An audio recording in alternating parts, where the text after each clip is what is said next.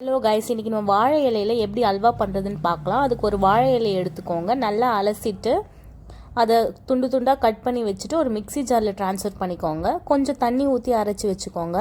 இந்த அரைச்சி வச்ச ஜூஸை ஒரு காட்டன் கிளாத்தில் போட்டு ஃபில்ட்ரு பண்ணிக்கோங்க. ஃபில்ட்ரு பண்ணிங்கன்னா 1.5 கப் வரும் இந்த ஜூஸு. இந்த ஜூஸ் ஸ்கின்னுக்கெலாம் ரொம்ப நல்லது.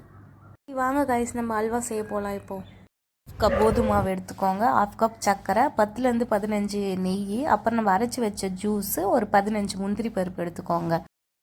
ஒரு பேன் இல்லைன்னா கடாய் எடுத்துக்கோங்க, அதில் 4 ஸ்பூன் நெய் ஊற்றிக்கோங்க. அப்போ தான் அடி பிடிக்காமல் வரும். அதுக்கப்புறம் நம்ம அரைச்சி வச்ச பனானா லீஃப் இருக்குது பார்த்தீங்களா, ஜூஸு, அதை எடுத்து இதில் ஊற்றிக்கோங்க. நல்லா இந்த பச்சை வாசனை போகிற வரையும் நல்லா கொதிக்க விடுங்க. அந்த பச்சை வாசனை போயிட்ட அப்புறம் 1/2 கப் சர்க்கரை எடுத்து போட்டுருங்க. போட்டுட்டு அப்படியே லைட்டாக கொதிக்க விடுங்க. 1/2 கப் கோதுமை மாவில் 1/2 கப் தண்ணி ஊற்றிட்டு நல்லா கரைச்சி எடுத்துக்கோங்க.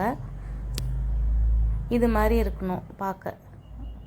கோதுமை மாவு அப்படியே எடுத்து போட்டிங்கன்னா பாலாக வரும். ஸோ தண்ணியில் கரைச்சிட்டு போடுங்க. அப்போ தான் அல்வா ஸ்டேஜில் வரும். இது மாதிரி தண்ணியில் போட்டுட்டு நல்லா இது மாதிரி கிளறிட்டே இருங்க. கிளற சொல்ல அப்படியே நெய் ஊற்றிடுங்க.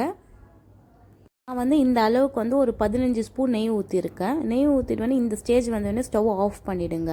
ஸ்டவ் ஆஃப் பண்ணிவிட்டு இன்னொரு கடாயை எடுத்துகிட்டு அதில் நம்ம எடுத்து வச்ச முந்திரி 10லேருந்து 15 முந்திரியை நெய்யில் போட்டு நல்லா ஃப்ரை பண்ணிக்கோங்க.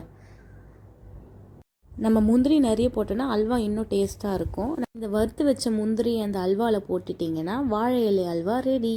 நீங்கள் ட்ரை பண்ணிட்டு எப்படி இருக்குன்னு சொல்லுங்கள். பாய்.